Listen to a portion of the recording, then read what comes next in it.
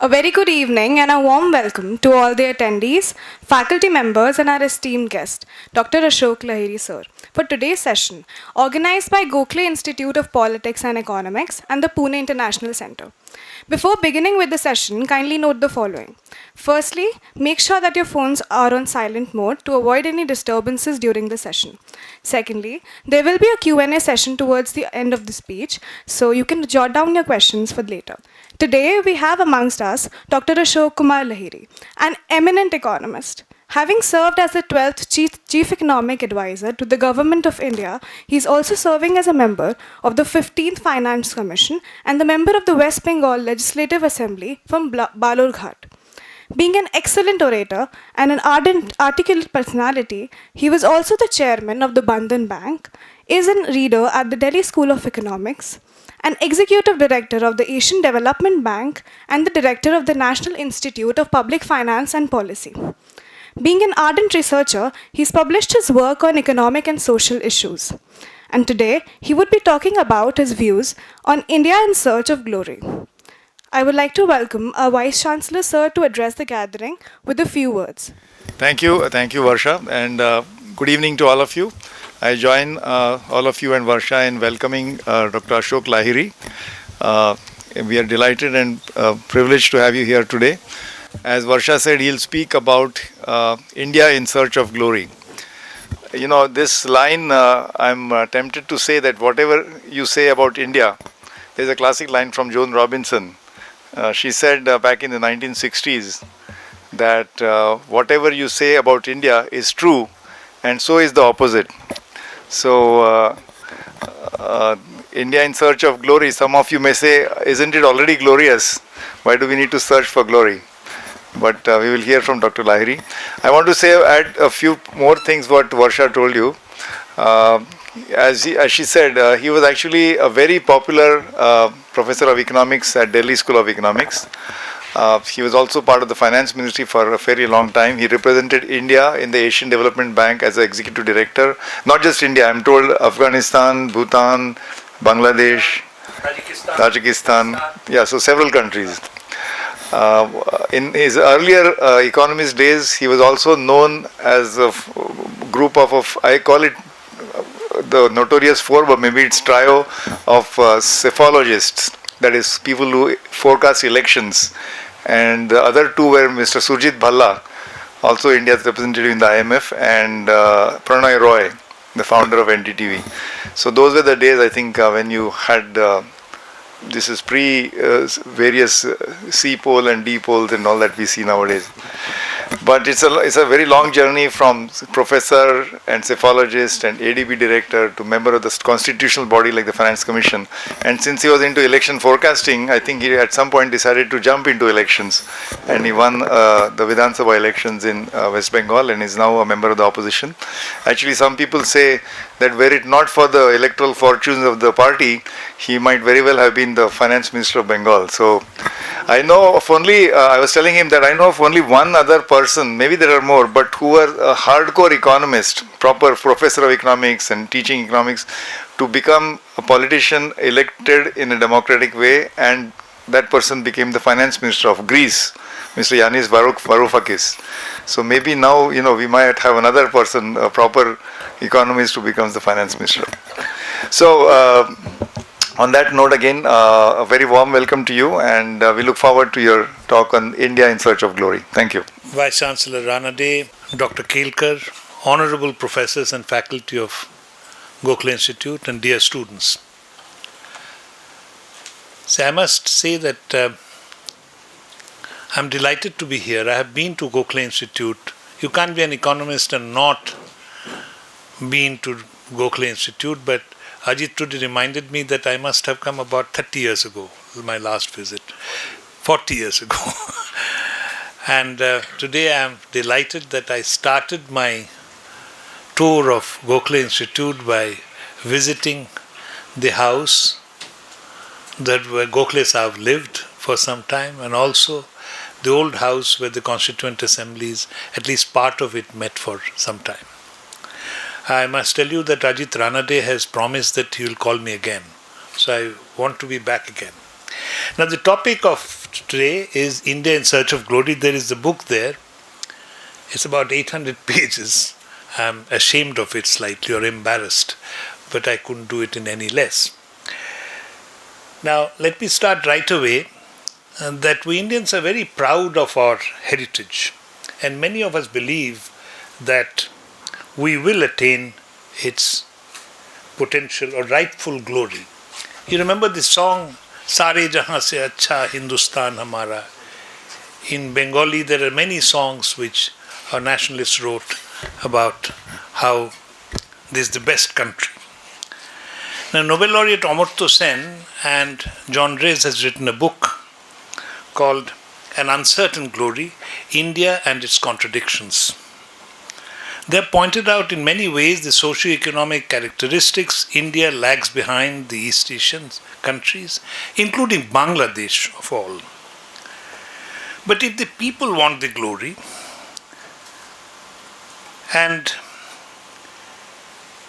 there is democracy, my question is it possible that, or what is the risk that we will not attain the glory? To my mind, you remember Anthony Down's famous statement that politicians don't win elections to formulate policies, but they formulate policies to win elections. So if people want glory, people want development, growth, is it possible that Indian democracy will fail us? I think no. Democracy will deliver. Now, to most people, democracy and democratic rights are inalienable. It's our birthright to have democracy. And we Indians, our forefathers, have pursued it with steadfast determination. In the post-colonial period, India was an exception.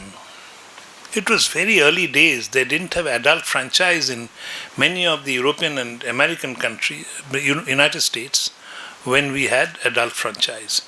So, the question is not about democracy as an end in itself. The question is about democracy as an instrument of governance. That's what we are asking. Now, most of you, or all of you, are students of economics, and to you, inter-party competition looks remarkably like competition among producers in a free market. So, and we know Pareto optimality, the first theorem of welfare economics, that if you have competitive markets under some suitable conditions, you'll have Pareto efficient or Pareto optimal outcomes, where no one can be made better off without making someone worse off. So the question is in a inter-party competition in democracy going to deliver that optimality result? Now, I was surprised to read Gary Becker, one of the Nobel laureates.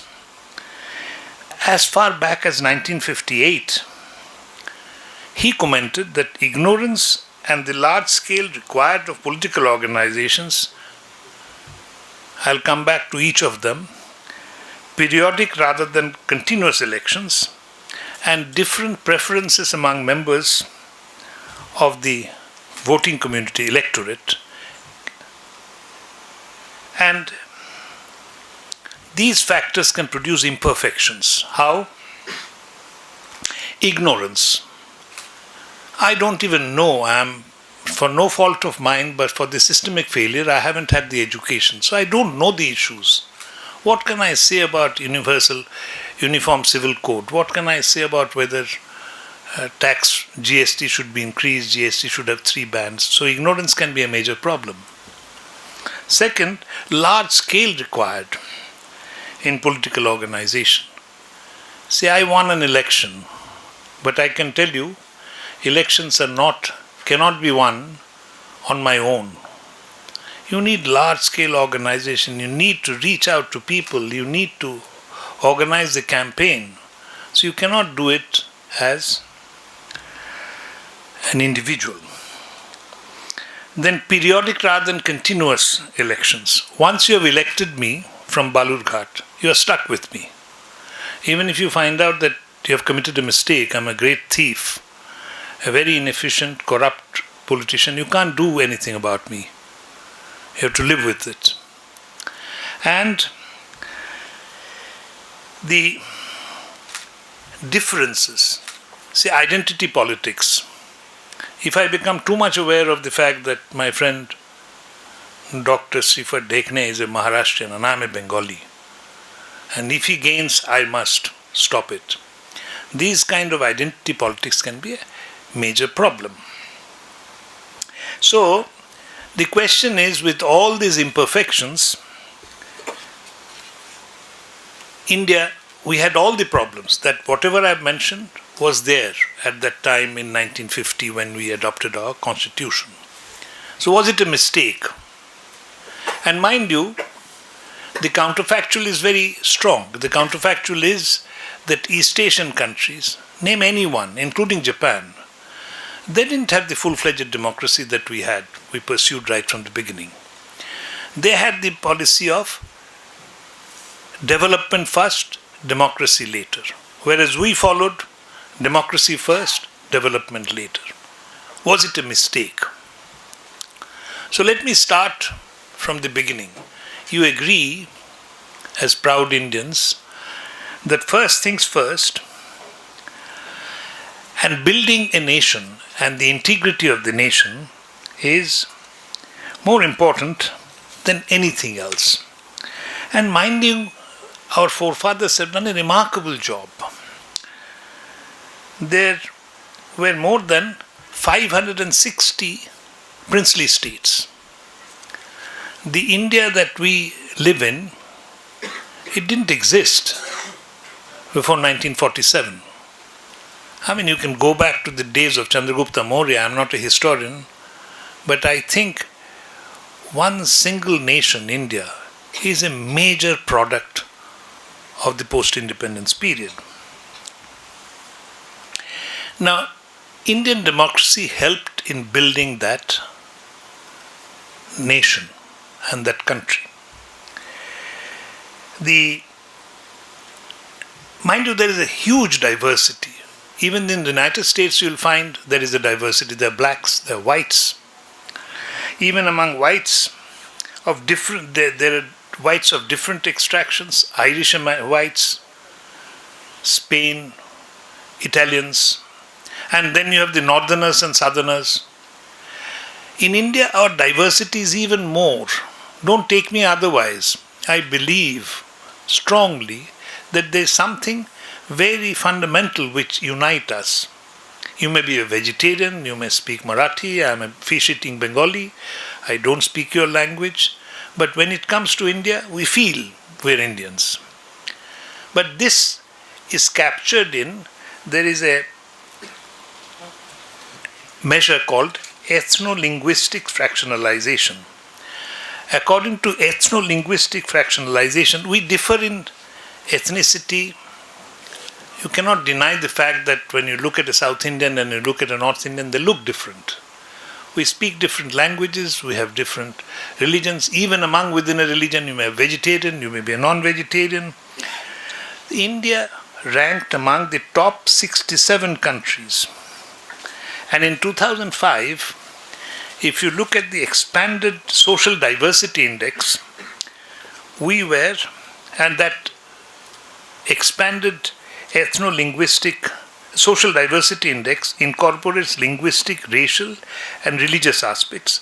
We were in the top 2 deciles. So building the nation was a huge job. And how did democracy help? To cut a long story short, I mean, this book gives different, what happened in Junagadh, what happened in Hyderabad, what happened in even Jodhpur. The Praja Mandals were there.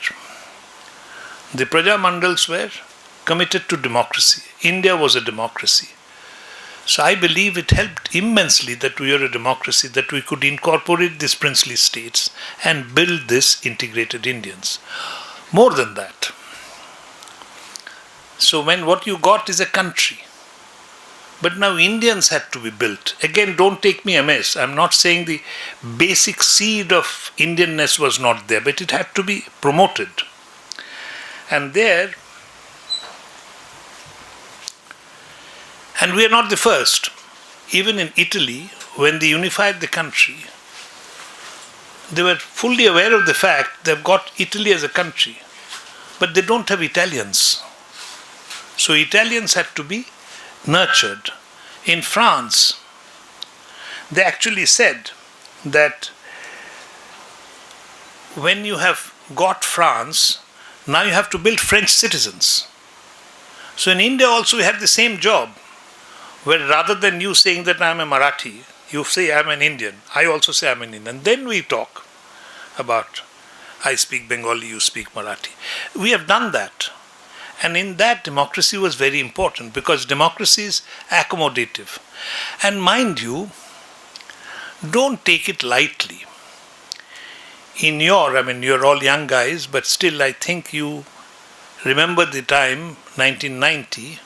In our lifetime, very much in my lifetime at least, we have seen other countries.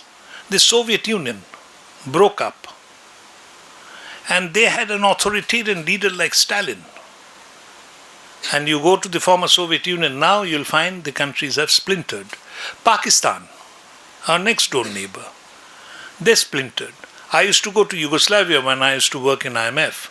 Didn't realize the country will break up. The country broke up into 6 republics. No matter what Winston Churchill may have said, we Indians, we are so inefficient that we couldn't prove Winston Churchill right, that we'll break up right after independence. Now, so nation building, the only 2 countries that have succeeded are China and India. And we are large countries, both large countries. But the methods have been very different. China has used brute force, whereas what we have done is a much more accommodative stance. Look at our history.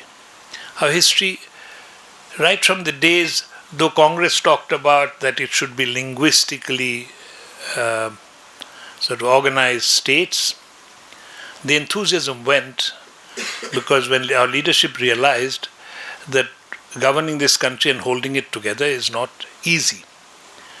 And the first thing that happened was Andhra Pradesh. And it happened after there was a fast unto death, Ramalu. Maharashtra and Gujarat, there used to be riots in Bombay. And the leadership went back and said, let's have reorganization. So from 14, I think we started with 14, now we have 28. No problem, accommodate. You want to be a separate state? So it was a much more accommodative stance. And I think democracy helped in that. Now, let me come to the economic part of it. See, I will always talk about politics and economics together.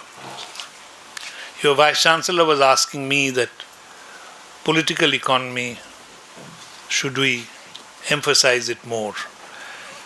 I told him that I believe that rigorous training in economic methodology, including game theory, is more important in the beginning. Then you will realize why some assumptions are not valid. It's much more complex. Then you can come to political economy. I'm not saying political economy is not important, but there is an interaction between politics and economics. And that is what is very important. So we may have started off with illiteracy,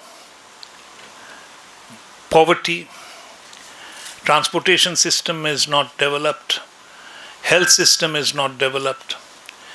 But the people are improving. When people improve, that means the country is developing, the people are becoming less backward. And the corollary is, just as politicians are doing good things, people are demanding better things from them. So this interaction between politics and economics is very important. I will do, if you elect me as a leader, I'll do what you guys will vote me for. And if I find that you're voting me for things that help development, I'll do that. So if you periodize the development in India, economic development, I find three periods are very important. The first period, I call it the Nehruvian period of 1947 to 1964. The second period is 1964 to 1991. See, the Nehruvian period, I call it a period of policy autonomy and democratic socialism. The second period is more politics than economics, and it's Nehruvian policies with a populist twist. And the third period from 1991 is reforms with its ups and downs. So let me briefly go through these three periods. Please don't hesitate to stop me and ask me questions, as long as they're not very detailed questions. The post-independence, in the initial years, the role of the people in the design of policies, I think, was very limited. It was almost like a power of attorney that has been given to the leaders, because these leaders were glowing in the glow of having won independence. So we're ready to entrust them with the job of, you decide, we'll follow. So Pandit Nehru, the first Prime Minister, he didn't suffer much from the pulls and pressures of public demands. And development strategy was strongly the socialist planning strategy, with the state commanding the heights of the economy. Indian leaderships rapidly expanded the state's role in the promotion of development activities and managing public sector enterprises. Perhaps this was even ahead of the capacity of the state to manage such an expansion. I mean, it's very easy to open a central public sector enterprise, but to find the men and women to run it, who have the capacity to run an organization, is not easy. And there was a prioritization. Prioritization is, you have these enterprises, they will generate money, and then we'll build the physical infrastructure, we'll do education and health. In fact, Professor Mahalanobis, one of the great doyens, when I criticize them, the advantage of hindsight is that we have 20/20 eyesight. But at that time, these guys were Professor Kelkar must have known Professor Mahalanobis. You must have seen him. Yeah. So he actually believed that these public sector enterprises will make so much money that we don't need taxes even. We'll run everything according to them. Now, Robin Meredith, you've heard the name, he's a popular writer.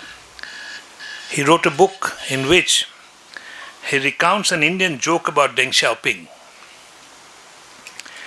the next supreme leader of China after Mao Zedong. Deng is in his car, reading a newspaper.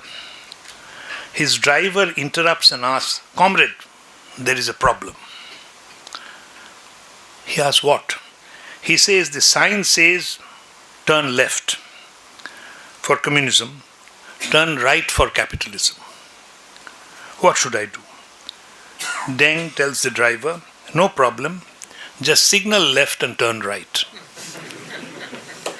So,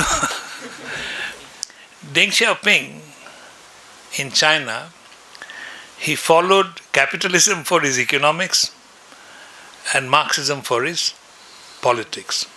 In India, we followed just the reverse. We followed democracy for our politics and socialism for our economics. Now, the pluralist politics means in India, there have been infringements, but we must be proud of the fact that our fundamental rights are protected. You have recourse to administration, you have recourse to parliament, you have recourse to legislative assembly, you have recourse to judiciary. Now, with the benefit of hindsight, we know there are practical difficulties of following socialist planning and how in the early 1990s all these practitioners of socialist policies failed. The Soviet Union disappeared. China, after Mao, started following capitalist policies. East Europe, all the members of Comecon, overnight almost, it's unbelievable. I have lived through that period. I used to go to Eastern Europe. Couldn't believe it when the Berlin Gate was opened. Unbelievable that this happened overnight almost. Now, was it a mistake? Now that we know it was not the correct policy, mind you must be careful in criticizing our forefathers, because at that time, even non-Marxist economists, for example, the Nobel laureate Paul Samuelson in 1967 and Joseph Schumpeter in 1942 had predicted that socialism will win over capitalism. So even if our forefathers committed a mistake, they were in good intellectual company. But two issues crop up. Even if we say, okay, many people committed the mistake, our forefathers also committed the mistake. The two issues that crop up is the relative neglect of education and health and the reluctance to admit failure when it was clear that it's not working. Now, mind you, Theodor Schulz, he got the Nobel Prize for his pioneering work on human capital and also agricultural economics.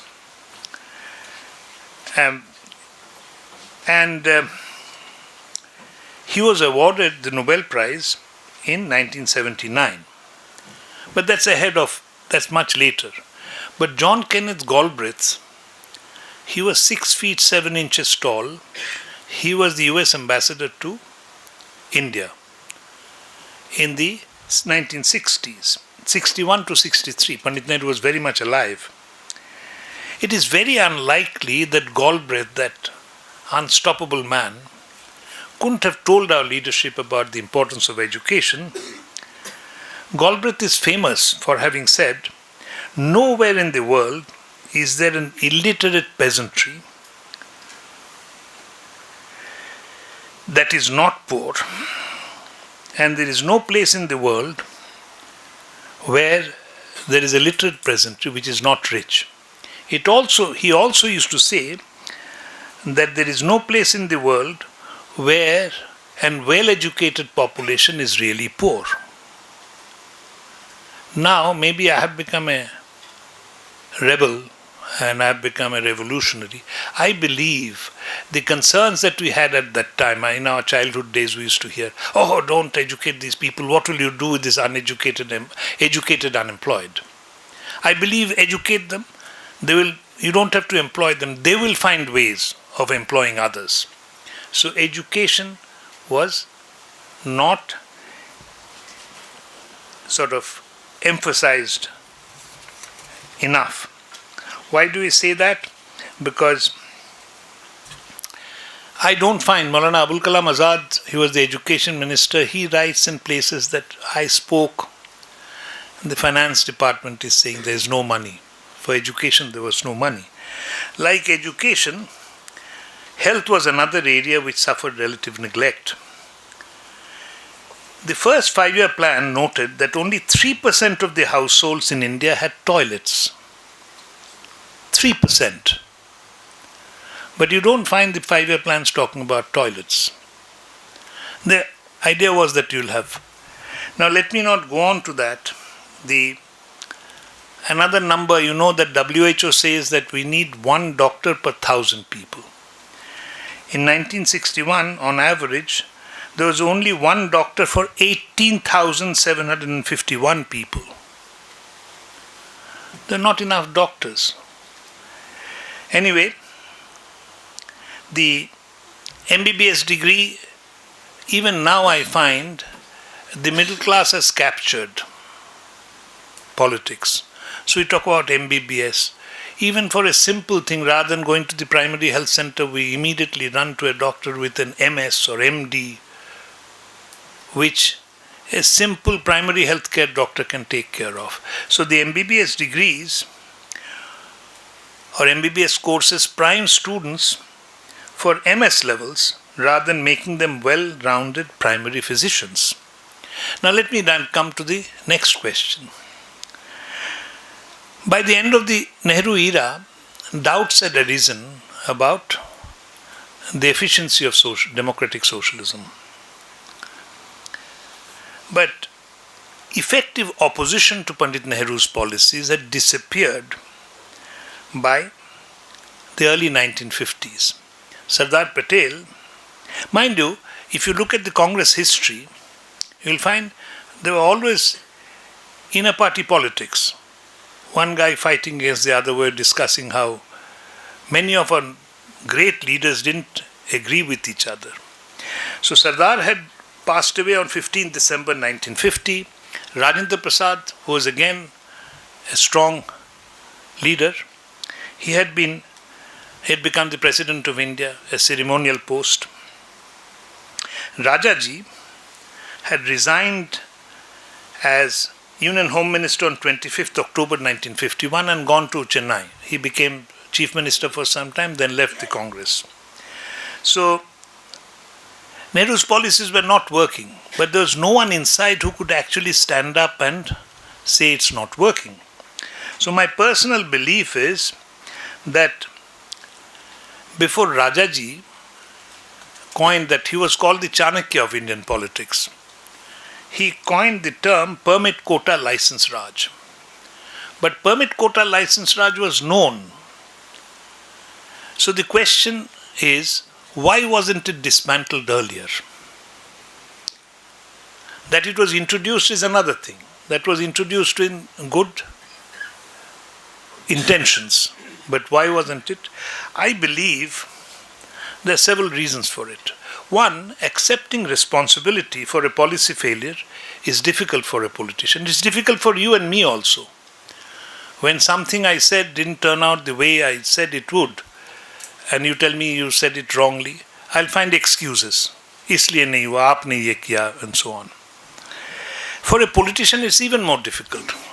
See, because a politician, a political leader has got followers who carry the people for him. For them to go and say that what the leader said is wrong, and mind you, this infallibility, that if I am a leader, I can never be wrong, is a problem not only for Indians. The Paul Krugman,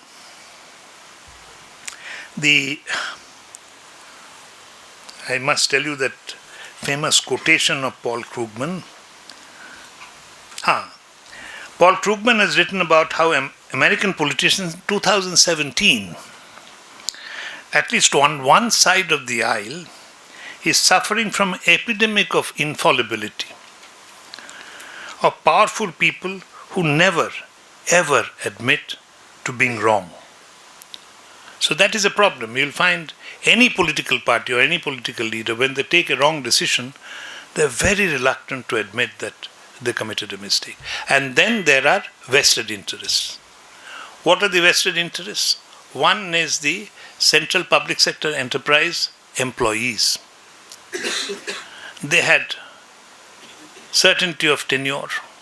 You can't fire them. Article 12 covers them. They're getting more salaries, particularly in the lower level. If you have gone to any of these public sector compounds, they have swimming pools, they have schools, they have lovely houses. So it was a very valued job, and the number was not many. And during Indira Gandhi's time it expanded, but even then with 50,000 people employed by central public sector undertaking, these were an important vested interest group which didn't want to let go. Second, the bureaucrats and the politicians, they had a major stake in the perpetuation of the system. the permit quota license Raj had been converted into an exchange system. I give you an appointment, you give me payoffs, power, prestige. I appoint the board members, patronage, employment for the relatives. Even after my retirement, I can get a job in a public sector undertaking. So this was the second vested interest group. And third, surprisingly, Indian capitalists. Indian capitalists also had a vested interest. If you look at the Bombay Plan, it was called a Plan for Economic Development of India. Many of you may wonder why is it called Bombay Plan. It was called Bombay Plan because it was formulated in the Bombay House of the Tatas. Since it was formulated in the Bombay House of the Tata, it was called the Bombay Plan.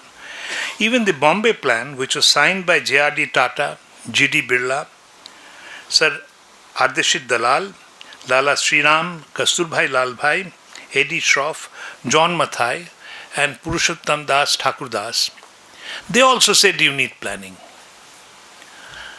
The capitalists are saying you need planning. And then I also find that once you have got a license, you don't want competition. You want to. So these are the reasons why it was not dismantled earlier. Now I come to the mid-1960s after Pandit Nehru's demise. See, Nehru was like a colossus. There is no denying that in his time. But when he died, a broken man after the Chinese debacle, the country had also progressed.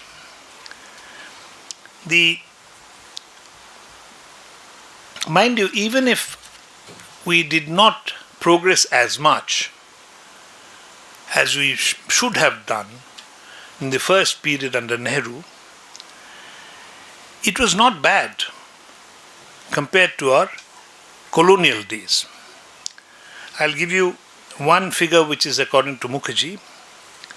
National income of the Indian Union, that is the geographical composition that is India. Before 1947 it was an undivided India. If you take the Indian area, it had increased 80%, 80, during the first half of the 20th century. The Indian Republic in the first 15 years, 80% in the first half of the 20th century. It almost in 15 years we matched that performance. 50 years and 15 years. Similarly, if you look at the per capita increase is much faster. In terms of literacy was only 16.1%. In 1941, it increased to 28.3% in 1961 and more than doubled to 34.45% in 1971. India was transforming. It was transforming slower than East Asia, but it was transforming. So I come back to my main point that Indians are changing. So it will have an effect on the economic policy. The grip of the Congress was going, because the Congress was almost like a zamindari system. You have satraps in villages who will mobilize the votes. Now the people are rising. They don't listen to the satraps. Now, so there is this feedback to economic policy. Because the people are changing, the overwhelming electoral dominance of the Congress party was disappearing. This Rajni Kothari calls, I think, the second voting system. It's all sometimes called the first voting system, second voting system. There's a 4-period periodization. I make it a 3-period classification because of my emphasis on economics. The regional parties are rising. In the late 1960s, you find parties like Charan Singh has moved, Congress breakaways are coming. The Congress system is in turmoil. Regional parties, Even Kamraj lost the election. Kamraj had said that I can win the election sleeping. Kamraj lost. DMK, ADMK came later. DMK, then socialist parties in UP, Bihar. So the identity, mind you, India is a sleeping giant. When the people are progressing, first I become aware of my identity. Then later I realize it's foolish. What is this identity? Okay, so this is the second period. And then what they had to do, Mrs. Gandhi came to power. And she was responding to the people. So there were slogans like Garibi Hatao. And actually, society was developing so fast. The state almost got overwhelmed. Emergency came in 1974. It's our good luck that the state re-established control and we came back to democracy. So this is the period when the period of doles, subsidies, all these came. Dr. Kelkar can give you a long history of the oil, what a complex system they devised. So this was the period of the second period of Nehruvian policies with a twist. Mind you, the implication of this was, and this we know from all democracies, see, politicians like to spend money because that can win votes. They don't like to tax. You will find there are many demands from the people. Reduce this price. Reduce the price of gas. You ask them, how will I reduce the price of gas? Will I spend less on something? They'll say no. Don't spend less, spend more on this subsidy. Will I tax more? No, don't tax. This is an impossible, it's an impossible trinity. So, but that is what happened. Fiscal deficit went up. We had balance of payments problem. Mind you, we went to the IMF for balance of payments support in 1957, in 1962, in 1965, 1981, then 1991. I think I need to leave you with enough time for questions and answers, so I'll cut short my last part, which is from 1991, which is period of reforms with ups and downs. Now the story of Narasimha Rao, how he came to power, how Rajiv Gandhi went out of power, the short period when there were 3 prime ministers in 19 months. And Narasimha Rao, mind you, he is acknowledged as the father of economic reforms along with his finance minister, Dr. Manmohan Singh. He lost the election, he lost his Congress presidentship, and then in that period, there was utter instability. And people thought that India is doomed with fractured mandates, political uncertainty, unstable governments. But India proved them wrong. India proved them wrong after Gujral. Atal Bihari Vajpayee came as the BJP Prime Minister. He then lost by a single vote.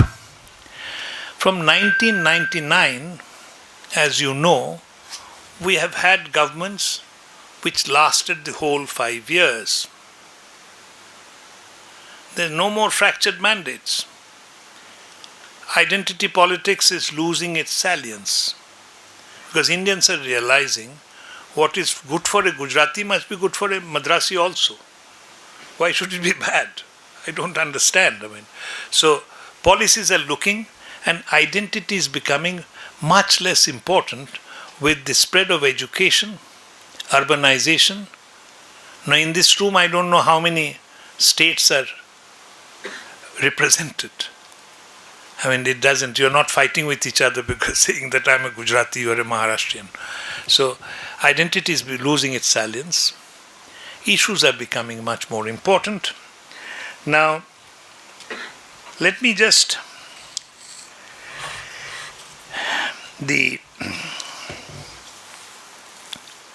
why am I so confident about the future, bright future of Indian democracy? First, let me start with political stability, the essential ingredient for healthy growth and development. So I've already told you that what seemed lost during the 3 prime ministers in 19 months, now that's not a major concern. That is India going to give a fractured mandate? I personally believe, don't blame me if I turn wrong, but I'm sincerely hoping, no matter what, it will be a decisive mandate, one way or the other. I mean, there was UPA rule for 10 years. Then we have seen NDA rule for 10 years. So 10 years is becoming, now no longer people talk about whether 5 years this government will last or not, whether it will last for 10 years or not. Now, this also is measured by, I don't know whether you have read about the effective number of parties. See, when you have parties, you may have some national parties, some state parties, and some regional parties. That is not important. What is important is effective number of parties. That means if the parties got equal number of votes, and the fracture, I won't go into the details of explaining the formula, but let me give you an example. Suppose you have an election with 3 parties commanding almost equal support of a third of the voters, almost a third, so 3 parties, and another election with 6 parties in the fray, only the 2 largest commanding 50% and 30% votes. Which one has got more number of effective parties? The second one has got 6, first one has got 3, but the second one has got fewer number of effective parties. So you have to measure it properly. For lack of time, I will not go into the Lasco-Tagapera effective number of parties formula. But what has happened is that the effective number of parties in terms of Lok Sabha seats, after declining almost steadily from 3.2 in 1967 to 1.7 in 1984, jumped up to 4.1 in 1989 and declined to 3.6 in 1991. It increased again and remained above 5 in 1996 to 1999 to reach a high of 6.5 in 2004. From 2004 it has declined. It has come down to 3. From 2004 we have seen a period of political consolidation. The electorate is transforming. The popular upsurge in the post-Nehruvian period, which could be described in Naipaul's words as a million mutinies, is stabilizing. I think we Indians are now more at peace with ourselves. Previously, this discomfort that we had, I'm very fond of saying that if your grandfather and my grandfather were to meet, after half an hour they wouldn't know what to talk about. They couldn't have a meal with each other. But I'm perfectly fine if you serve me Srikhand, and you're perfectly fine if I give you Mishti Doi.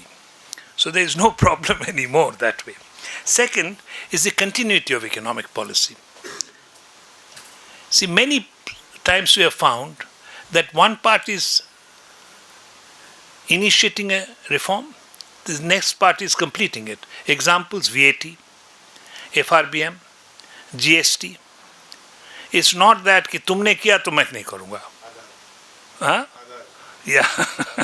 So that's the second one. Third is the primary education and primary health. See, I read somewhere that 40% is considered to be the threshold. I couldn't find the reference. I've forgotten where I read it. Japan reached that during the Meiji era. So now we have crossed that 40%. Now we have 77.7% literacy. I'm surprised actually. Bhabatosh Datto, one of our great professors in economics, he used to say that I find transformation because even in our childhood days we could find people with going bare feet. He used to say, now I don't find anyone bare feet. Now I don't find any Indian who can't read road signs. In our childhood days it was impossible. I mean, they could read road signs, no problem. So the social fragmentation we know in economics leads to demand for higher subsidies. The reason is simple. Social fragmentation, so school, again, your child will go there and my grandson, you're a low caste guy. School nahi chahiye. Paisa de do, 500 rupiya de do, theek hai. But now social fragmentation is going. So the demand for public goods, roads, education, health is increasing, and the demand for roti kapra makan is giving place to bijli sarak pani. Then the next is the breakthrough in technology and entrepreneurship. Chandrayaan has just happened, so you know that some of our boys and girls are capable of doing the very best that anyone is doing in the world. And the rise of unicorns, which are new companies which are going for with a valuation of more than $1 billion, is more than 100. So you have unleashed the Banya talent in us, which is a great thing, which hasn't happened for centuries in India. So I think I end with the observation that some of us worry about religious strife. See, there is the theory of secularization.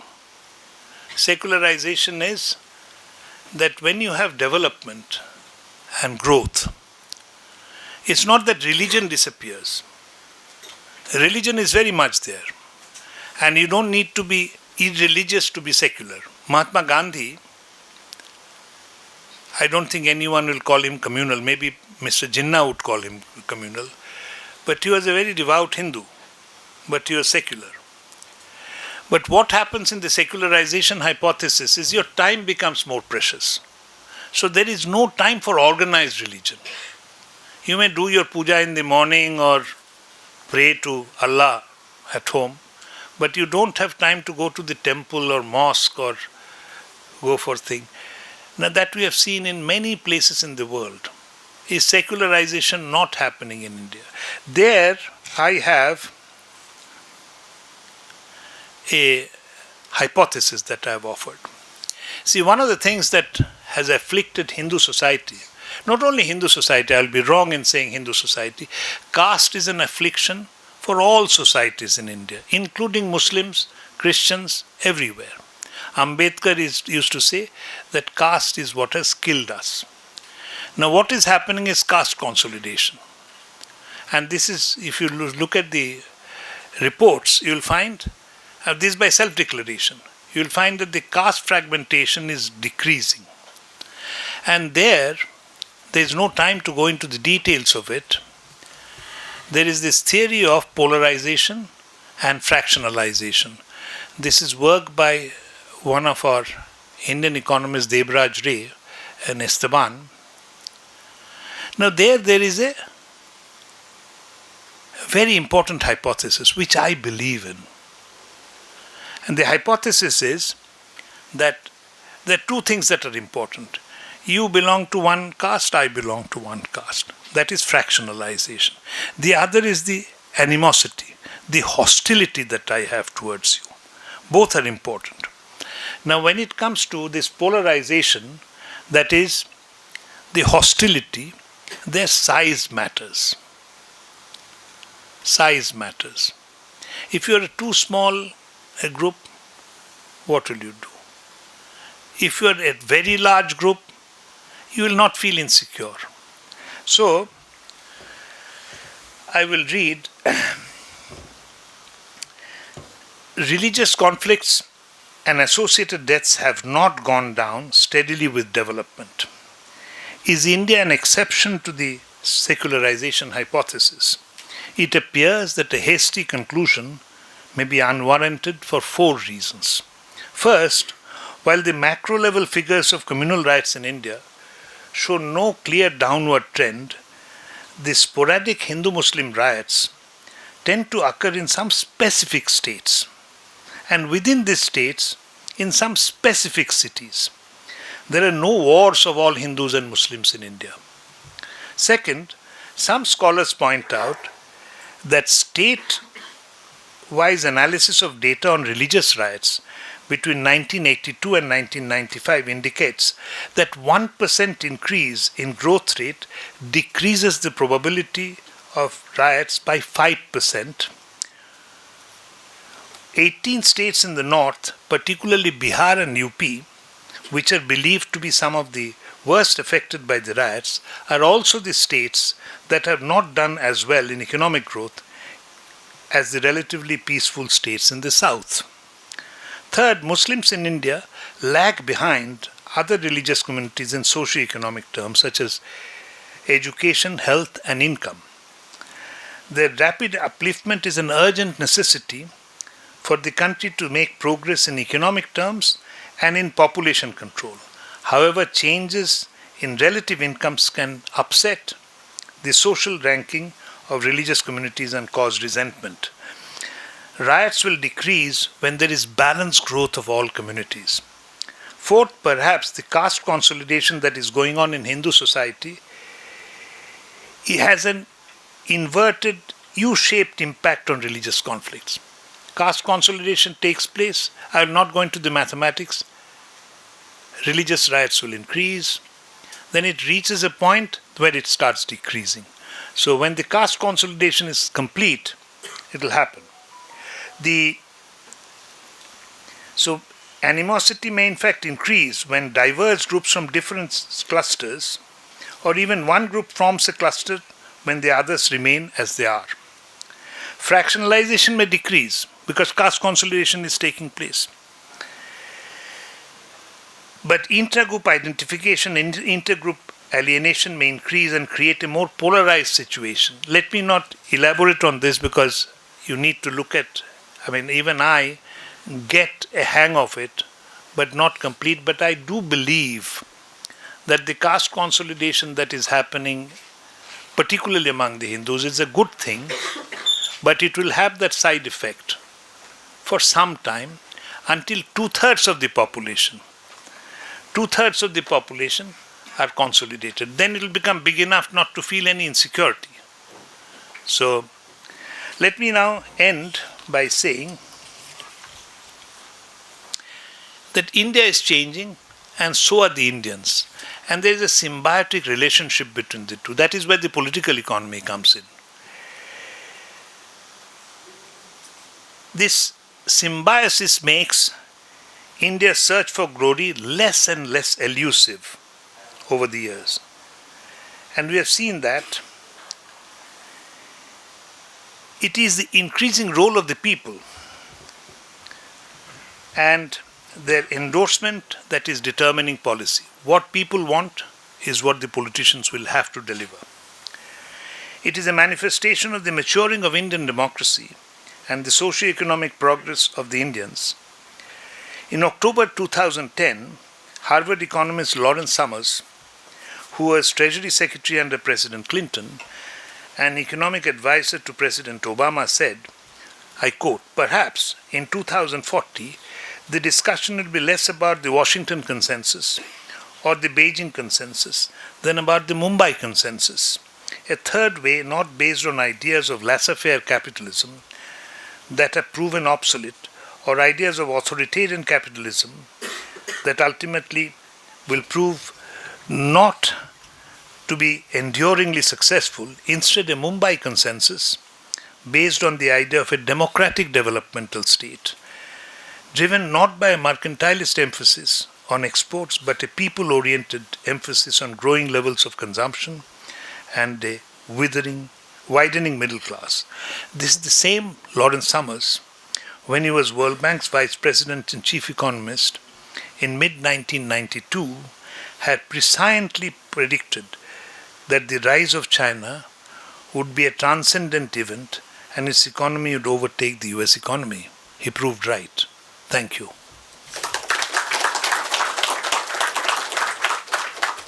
So please keep your questions brief. Please identify yourself. And I'll request both the questioner and the answerer, Dr. Lahiri, to keep it brief so we can accommodate more questions.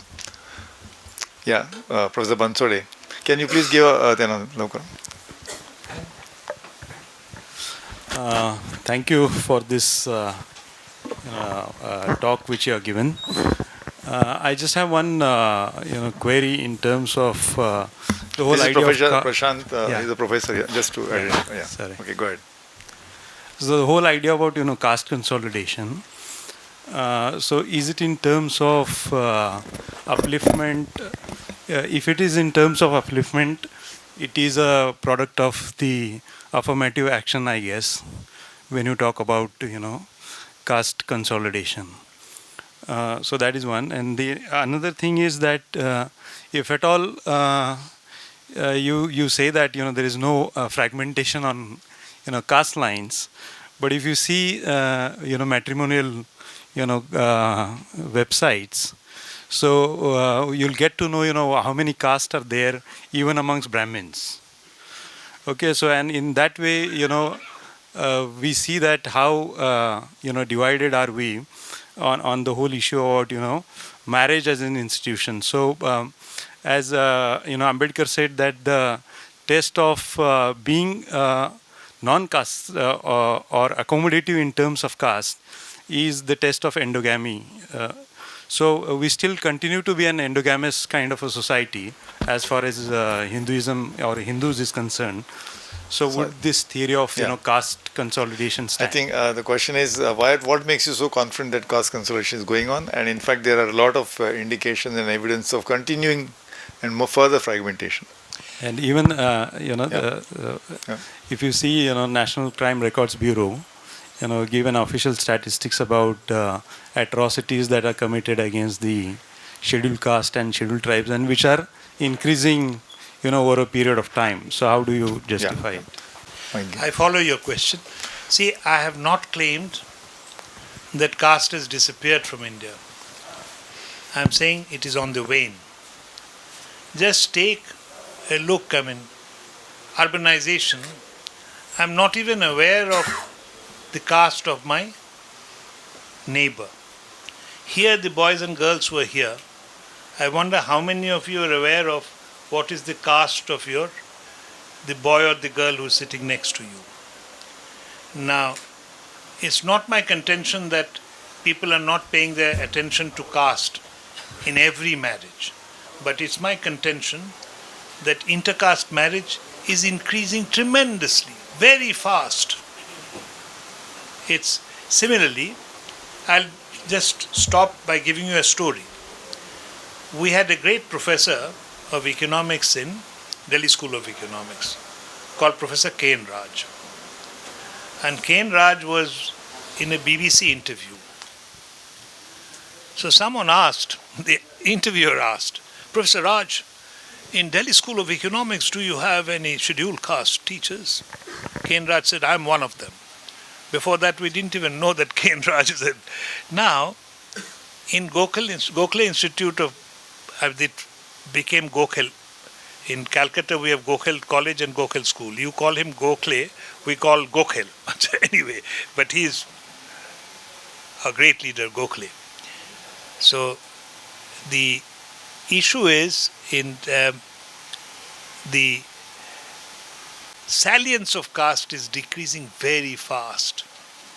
Is it fast enough for my satisfaction? No. But it is fast. Intercaste marriages, just find out how many of your known, when a boy falls in love with a girl, does he find out what caste she is from? And we'll take. Yeah, that gentleman at the back. Yeah, local. Please, attention. Please keep. We don't have that much time. Urbanization and increase in education is becoming a major, I believe that's a great thing that is happening. Yeah. Question, please. Yeah, go ahead. Hello, sir. My name is Vishesh Agrawal. I'm a first year student for BSc Economics here in Gokhale Institute of Economics. And my question is, as you said that caste, the the problems concerning the caste system is decreasing in India, and we are moving towards a modernization. So the caste reservations which are there in the education system are leading towards a very problematic issue that we don't have so much educated and skilled people in the sectors which we should have, like health and education sector, where because of the reservations people are going who are not that skilled and who are not that educated enough. What's your question, please? My question is that what should we do about the reservation system first, and second. One question, please. Okay. Yeah, many people. Yeah. Yeah. Okay, complete your second question, quick. Yeah, second question is that it is very important for the students, the young students, to vote. So, what steps could be taken to spread awareness for the Okay. for the So vote? two questions. What is your view on reservation? And secondly, how can we make more young people vote in elections? Please ask only one question per person because we have. See, about affirmative action, it's a very complex issue. I do believe that if we could make a distinction about economically weaker sections and caste, we can take them together. But it's a very problematic area, and particularly after I joined politics and became a legislative assembly member, how do I find out the income of a farmer? It's impossible. I mean, everyone will come and claim that their income is 6,000 rupees per month. I know it for a fact that it's not true. But why did the ruling party impose on this new condition called when economics is a fluid marker? How can you have reservation based on your economic status? It changes day to day. I know it's a problematic area, but having said that, let me say a word in favor of affirmative action. I've realized this, that one of the major impediments for a poor family's boy or girl in education is the education of their parents. For a boy or a girl to grow up in a house where there are books and the mother is educated, the father is educated, there are no discrimination, and it so happens, you cannot deny the fact that the scheduled castes and scheduled tribes, most of them come from less well-off families. There are exceptions, but on average they have a lot of impediments, they have a lot of problems. They're not as lucky as the upper castes are.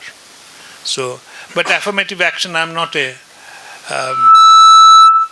an expert, so I wouldn't comment on it. But you have in many countries, including the United States. And the voting by youngsters. Voting by youngsters. You know, that is another difference between economics, competitive markets, and politics. See, in economics, in markets, you vote according to your purchasing power. In elections, you vote one man, one vote. So everyone can think, what will happen if I don't vote? Ek vote se thodi haar jayega. But this, I think, is an irresponsible behavior. And as awareness increases, see, turnouts are not too bad in India. If you compare it with United States, we are doing quite well. And I believe that over time, turnout may increase. And turnout increases particularly in important elections, when something important is going to be decided. But you touch a very important point. It's very important for you guys, especially young guys, to vote. For heaven's sake, vote. Either vote for me or vote against me. Don't be indifferent. Yeah, please keep it brief. Huh? Yeah. My question is towards the journey towards the glory, which I believe, I think you also sounded same thing. Political stability is an important factor. But then this new trend which has been coming up last years is giving freebies to win election anyhow.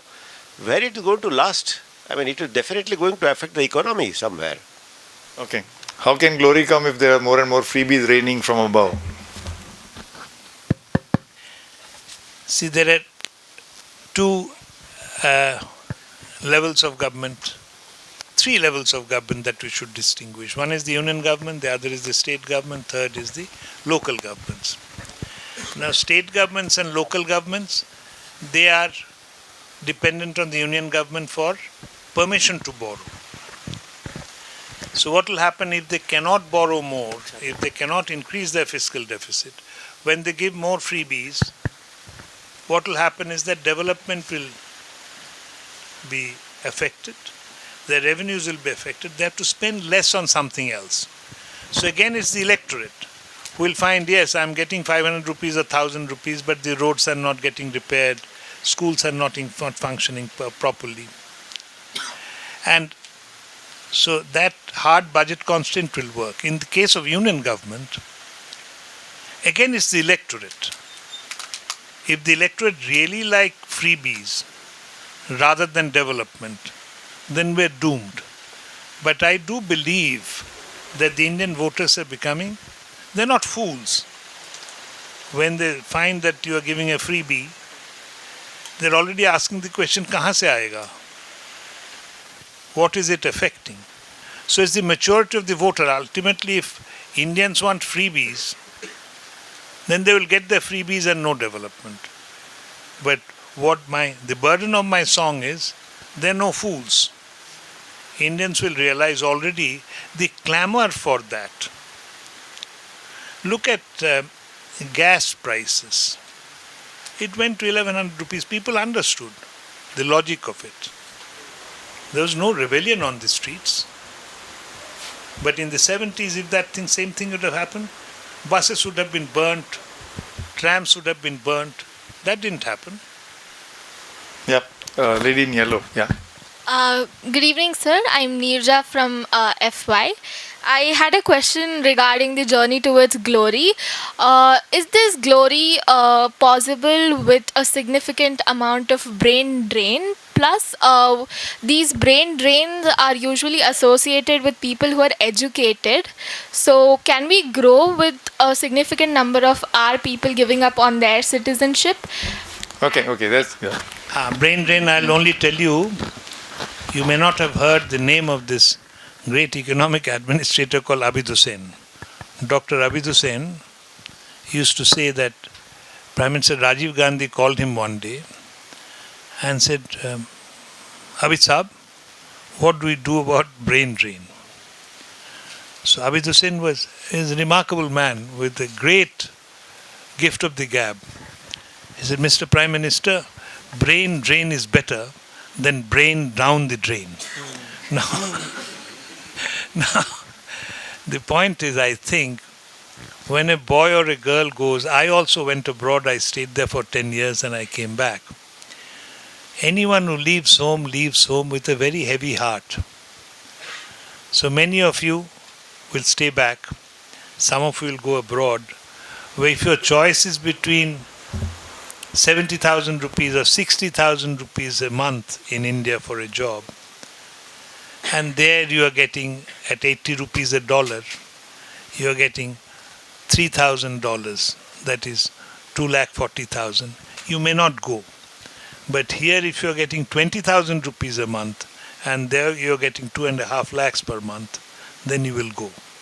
So there are enough, see, people may go, but there will be enough left from where they came. You know, if you are 1 in a million person in India, there are still 1 million of you. So let 1 million people go. And you know, the biggest number one earning for India in terms of is remittances. So it's thanks to our people who are abroad. We get $70 to $100 billion every year, highest in the world, consistently for the last 27, 30 years. The next person. Now let's start 2 or 3 questions. Yeah. Good evening, sir. Can you just bunch the 2 questions and then 2 or 3? So yeah, you then this lady in the front. Yeah. Good evening, sir. My question was related to coalition government. I mean, coming into coalition government, does it create ideological differences in governing one state? And does it make the governance more harder? Of course. So In fact, it's called, Dr. Manmohan Singh used to call it coalition compulsions. See, I want to be a minister and I want to continue to be a minister. So if the coalition demands something to stay in power, it's very difficult. After all, politicians are also human beings of flesh and blood. So they have their... So coalitions, I don't think coalitions are good. However, having said that, some detractors will point out that Narasimha Rao's government was a minority government. Atal Bihari Vajpayee's government was a coalition government. So how you handle the coalition is very important. It's an art. yeah, go ahead. Last question. Good evening, sir. Yeah, I've thoroughly enjoyed your lecture. You mentioned India took the accommodative stance towards nation building because of asymmetry in our federalism. Going forward, I want to understand what is your idea of composite culture, which is mentioned in our constitution, because our constitution doesn't define it. So I want to understand your idea of it. They're taking me beyond the book, but see, composite culture, I'll tell you that I'm a very proud Indian. I'm very proud about my heritage because I'm very tolerant. To me, it doesn't matter what you do. So composite culture, the main characteristic of that composite culture is that Tagore, I don't know how to translate it, this is Mahamanave Shagor Tire. This is a place where people have come, we have digested them, and we have built the composite culture out of that. There is no exclusivity. But again, you're asking me a question, young lady, which is beyond my remit. As composite culture is such a complex subject that I wouldn't dare answer that question. They're better experts. Ask the Vice Chancellor to call a better expert on this. No, I'm sure there's lots to discuss. In fact, we already made an invitation, so he'll come for a little longer period so he can give a series of lectures. So I think we are almost out of time, but I can't resist and use my privilege as moderator. And you can give me a one-line or a two-line answer. So what is this glory that we are in search of? You didn't define glory. Is it Nobel Prize or UN Security Council seat? Or is it drinking water for everybody? What is this glory we are seeking? Ajit, you have had a sort of habit of asking very difficult questions. Glory, to me, do you feel glorious? Yes, already. Then that's the glory. Now, the issue is, to be treated with honor. I mean, I feel very rankled by the fact that for 200 years, that small little island, they came. I don't know what your ancestors and my ancestors were doing. I'm sure if they tried now, they would have much more difficulty. Thank you. So please give him a warm applause for his talk. Thank you very much. Thank you.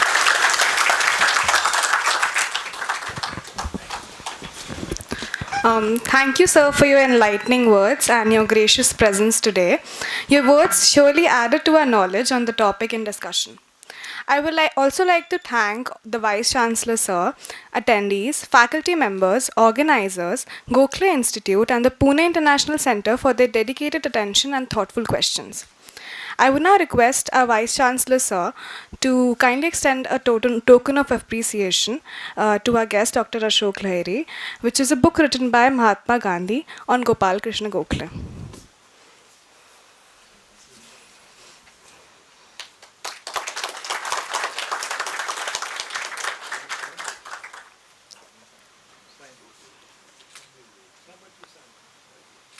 I would also request Sir to present a token of appreciation to Dr. Vijay Kelkar, the Vice President of Pune International Center and the former Chairman of Finance Commission of India.